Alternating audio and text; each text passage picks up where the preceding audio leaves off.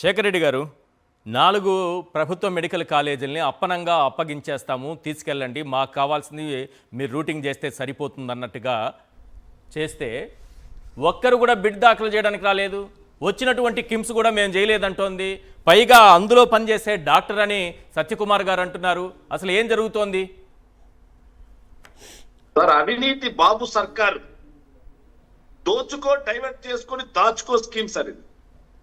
ఎందుకంటే సార్ 18 నెలల్లో బాబు సర్కార్ దోచుకున్నటువంటి అవినీతి సొమ్ముని డైవర్ట్ చేసి మళ్ళీ ఇలా ప్రైవేట్ మెడికల్ కాలేజ్ రూపంలో తన బినామీల ద్వారా ఇన్వెస్ట్మెంట్ చేసి డబుల్ నోటిఫిటీకి తెరలేపిన వైనం సార్ ఇది. రాష్ట్ర వ్యాప్తంగా చర్చ జరగాలి సార్. సార్ ఒక విషయం సార్, ఏదైతే టైమ్స్ ఆఫ్ ఇండియాలో ఒక రోజు కథనం వచ్చింది సార్, నేను చదివాను. అసలు ఏంటి పీపీపీ విధానంలో ఏం జరుగుతుంది, టెండర్ గైడ్ లైన్స్ ఏంటి అనేసి దాన్ని చదివితే AP MSIDC chief engineer P Nehru మాట్లాడుతూ ఏం మాట్లాడారంట sir, according to a clause in the tender notification, the bidder should have within the past 10 years developed and are operated in India at least one hospital with capacity of 420 beds or at least 2 hospitals with 220 beds each. అంటే కనీసం 10 సంవత్సరాలు 420 బెడ్లు operate చేసినటువంటి సంస్థ ఉండాలి. లేకపోతే 2 hospital, ఒక్కొక్క హాస్పిటల్లో 220 బెడ్లు లెక్కన ఆపరేట్ చేసినటువంటి ఏదైతే సంస్థకి మేము టెండర్ ఇస్తామని చెప్పేసి గైడ్ లైన్స్ పెట్టారు సార్. మరి ఈ రాజేంద్ర కుమార్ ప్రేమ్చంద్ షా ఏ హాస్పిటల్ ని 10 సంవత్సరాల పాటు మెయింటైన్ చేశాడు, దాంట్లో ఎన్ని బెడ్లు ఉన్నాయి, అది ప్రభుత్వం చెప్పాల్సినటువంటి అవసరం ఉందా లేదా? నెక్స్ట్ ఇంకో పాయింట్ కూడా ఉంది సార్.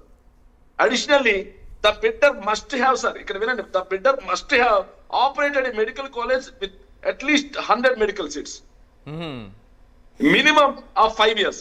5 సంవత్సరాల పాటు కనీసం 100 మెడికల్ సీట్లతోటి మెడికల్ కాలేజ్ నడిపినటువంటి అనుభవం ఖచ్చితంగా ఉండాల్సిందే అని చెప్పేసి టెండర్ గైడ్ లైన్స్ లో పెట్టారు. మరి ఎవరో రాజేంద్ర కుమార్ ప్రేమ్చంద్ షా అంట. నేను అడుగుతున్నాను సార్, ఈ రాజేంద్ర కుమార్ ప్రేమ్చంద్ షా అనే అతను ఏ మెడికల్ కాలేజీలు నడిపించాడు? ఈ రాజేంద్ర కుమార్ ప్రేమ్చంద్ షా అనే అతను ఏ హాస్పిటల్స్ నడిపించాడు 10 ఏళ్ల పాటు? ఇది దోపిడీ కాదా? ఇది ఏదైతే బినామీలకు దోచిపెట్టడం కాదా? ఇది అవినీతి కాదా? నేను అడుగుతున్నాను సార్. టెండర్ గైడ్ లైన్స్ ను వైలేట్ చేసి అవినీతి కాదా? ఎక్కడైనా సార్ టెండర్లు ఎలా ఉంటుందంటే ఒక్క బిడ్డర్కైనా పాల్గొంటే టెండర్ ని క్యాన్సిల్ చేస్తారు సార్. అవును. కానీ మన రాష్ట్ర దౌర్భాగ్యం ఏంటంటే సార్ ఇంకో విషయం సార్, ఇది ఈనాడు ఏదైతే ఈనాడు పేపర్ సార్ 29 నవంబర్ 2025 సార్, మా యొక్క మంత్రివర్యులు సార్ అన్న పార్థసారథి గారు మాట్లాడుతూ ఎకరాకి 100 రూపాయలు లీజుకి అందిస్తున్నారండి సార్. వీళ్ళకి ఈ దోపిడీ ఏ స్థాయిలో ఉందో చూడండి సార్. ప్రభుత్వ కోటా కింద నీట్ అలైన్మెంట్ రిజర్వేషన్ కేటగిరీలో 50% సీట్లు ఉన్నాయి, మిగిలినవి మేనేజ్మెంట్ ఎన్ఆర్ఐ సీట్లు. అంటే సార్ ఇంతకు ముందు జగన్మోహన్ రెడ్డి గారు ఏదైతే వీళ్ళు చెప్పినట్టుగా జగన్మోహన్ రెడ్డి గారు ఆ రోజు ఏదైతే మొత్తం కూడా నీట్ గా నడవాలి, హాస్పిటల్స్ మొత్తం కూడా ఎలాంటి ఇబ్బందులు కాకూడదు అని చెప్పేసి జగన్మోహన్ రెడ్డి గారు ఆ రోజు తీసుకొస్తే దాన్ని దోపిడీ అన్నారు సార్. మరి ఈ రోజు ప్రైవేట్ వాళ్ళకి అమ్ముకోమని చెప్తా ఉన్నారు సార్ 50% సీట్లు. ఇది దోపిడీ కదా, అవినీతి కదా? ఇంకా చూడండి సార్, అద్భుతంగా ఉంటుంది. 70% పడకలు పేదలకు ఉచితంగా అందుబాటులో ఉంటాయండి సార్. అంటే మిగిలిన 30% గవర్నమెంట్ హాస్పిటల్లో వైద్యాన్ని అమ్మేస్తా ఉన్నారా? ఇదే కదా అపోలో హాస్పిటల్లో సేవ్ ఫ్రీగా ఇస్తామని చెప్పేసి భూములు దోచిపెట్టారు ఆ రోజు. ఈ రోజు హైదరాబాద్ అపోలో హాస్పిటల్లో ఫ్రీగా ఏ ఒక్కరికైనా ట్రీట్మెంట్ జరుగుతా ఉందా? ఇది దోపిడీకి ఎవరు దాన్ని చూస్తారు, ఎవరు పర్యవేక్షిస్తారు?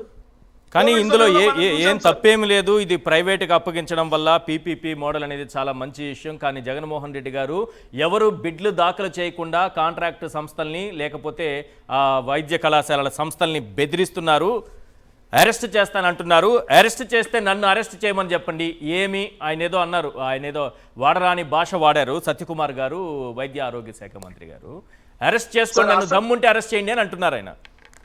కదండి 15 ఏళ్ళు ఆల్దే గవర్నమెంట్ ఉంటుందని చెప్తారు కదా, మధ్య పేరకాయ పీచంత సంబంధం ఉన్నా సరే జగన్మోహన్ రెడ్డి గారు చెప్పినట్టుగా 2 నెలల్లో అసత్య కుమార్ యొక్క కోరిక మేరకు పీకి లాక్కొచ్చి జైల్లో పడేస్తాం. అందులో నో డౌట్ ఎట్ ఆల్. దేవుడు కూడా కాపాడలేడు. అదేంటి శేఖర్ గారు, వాళ్ళు 15 సంవత్సరాలు ఆల్దే గవర్నమెంట్ ఉంటుంది అంటారు. ఏదో పాయింట్ చెప్తున్నారు చూడండి శేఖర్ గారు. వాళ్ళే 15 సంవత్సరాలు గవర్నమెంట్ ఉంటుందంటే ఎందుకు భయపడుతున్నారు వీళ్ళు అని?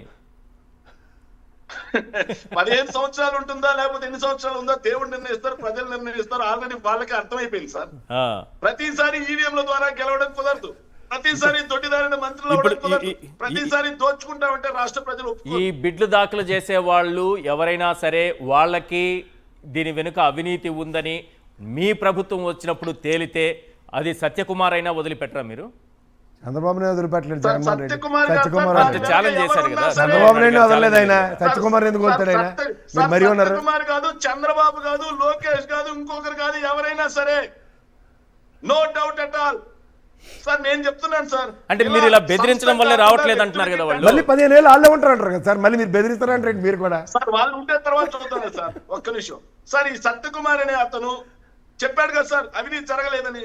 మరి ఈ టెండర్ గైడ్ లైన్స్ ను వైలేట్ చేసి ఏ ఏ ఏ ప్రాతిపదికన రాజేంద్ర కుమార్ ప్రేమ్చంద్ షా అనే అతనికి Yes. వీళ్ళు అప్పచెప్పారు.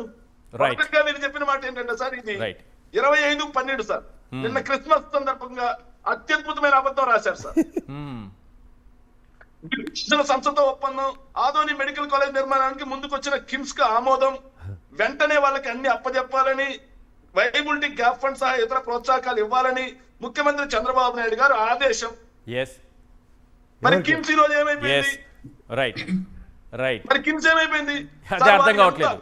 పుణ్యశీల గారు, రాస్తున్నారంటే సార్ ఈ రోజు ముఖ్యమంత్రి గారు కూడా ఆ బిడ్లను పరిశీలించి కిమ్స్ తో ఇమీడియట్ గా ఒప్పందం చేసుకోండి, వాళ్ళకి ఏం ప్రోత్సాహకాలు కావాలి ఈ వెంటనే ఇచ్చేసేయండి అని చెప్పిన తర్వాత ఆ సంస్థ వచ్చి మాకు సంబంధం లేదు, మేము బిడ్ దాఖలు చేయలేదు అంటుంది.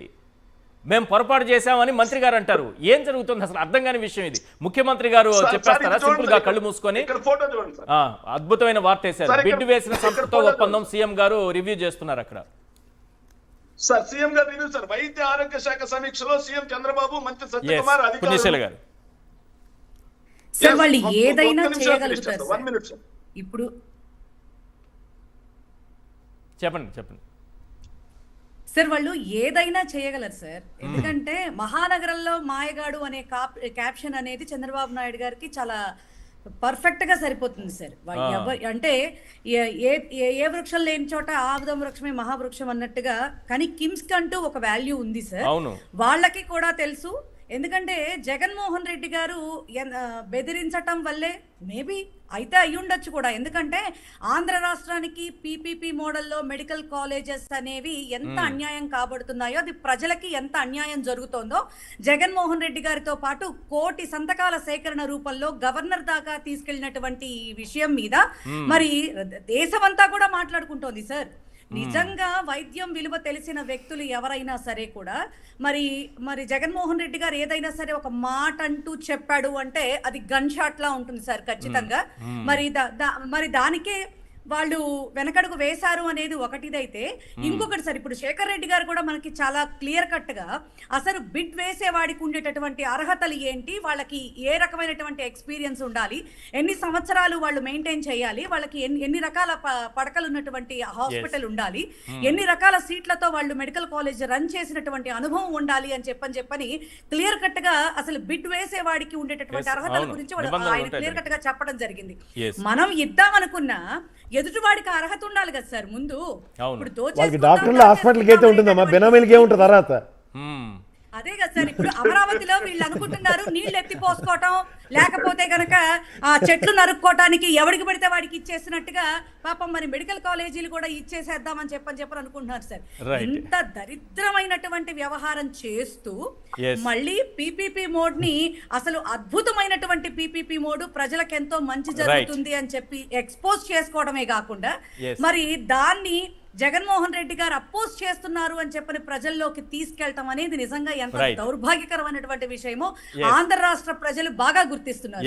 శేఖర్ రెడ్డి గారు ఏంటి పాయింట్ ఏంటి కన్క్లూడ్ చేయండి సార్. ఒక్క నిమిషం సార్, వీళ్ళు ప్రజల్ని ఎంతలా మభ్య పెడుతున్నారంటే సార్ పీపీపీ విధానం మంచిది అని చెప్పి ఇక్కడ మీరు వాళ్ళిద్దరు రాత్రి సిట్టింగ్ సరిగా వేసినట్లేదు సార్. ఆంధ్రజ్యోతి ఈనాడు ఆంధ్రజ్యోతిలో ఏం రాశారంటే సార్ పీపీపీ విధానం బేస్, కేంద్రం నుంచి 60% సాయం అంట సార్. అవును, మరి ఈనాడులో ఏం రాశారంటే సార్ అదే ఈ రోజే సార్.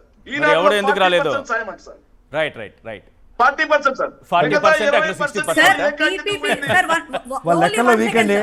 పీపీపీ అనేది ఎవరైనా ప్రైవేటు వ్యక్తి వచ్చి ప్రభుత్వంతో మింగిల్డ్ అయ్యి మేము కొత్తగా పెడతాము అంటే ప్రభుత్వాన్ని సపోర్ట్ చేయమన్నారే తప్ప తప్ప ఉన్న వాటిని వాళ్ళకి ఇవ్వమన్నారు. Government medical Correct. కాలేజీలని తీసుకెళ్లి ఎవరి Right. చేతుల్లోనో పెట్టమని అయితే చెప్పలేదు సార్. Yes. రైట్ కరెక్ట్ ఈ రోజు ఇన్ని దోచి పెడతాము 100 రూపాయలకే ఎకరా ఇచ్చేస్తామన్నా ఎవరు ఎందుకు రావట్లేదు?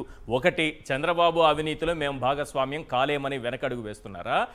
2, ఇది కావాలనే ఒక్క బిడ్డు కూడా దాఖలు కాకపోతే ఇంకా మరింతగా ప్రోత్సాహకాలు పెంచి ఆ తరువాత తనకు కావాల్సిన వాళ్ళని ప్రవేశపెట్టి వాళ్ళకి ఇంకా అవినీతి సంపద దోచిపెట్టి ప్రజాధనాన్ని దోచిపెట్టి అవినీతి వేల కోట్ల రూపాయలను వెనకేసుకోవచ్చని ప్లాన్ చేశారు. ఈ రెండిట్లో ఏదో ఒకటి మాత్రం ఖచ్చితంగా జరిగి ఉంటుంది. చూద్దాం ఏం జరుగుతుందో.